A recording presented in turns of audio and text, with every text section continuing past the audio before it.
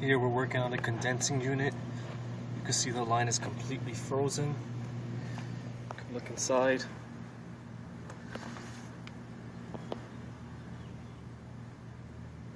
All that is iced.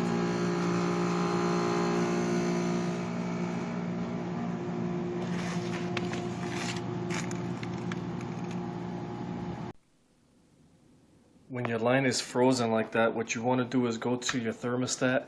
You want to turn the AC to the off position, and you want to turn the fan on the on position. This will help the ice thaw out more rapidly. As you can see here, by the return, it's completely iced over as well.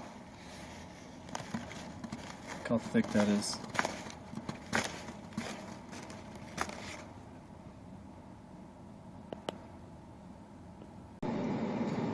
Now here I've waited about 2 hours. You can see everything's nice and defrosted. What I'm going to do is go ahead and turn the AC back on. I have my gauges on the system right now. Now I want to read the high pressure and the low pressure side.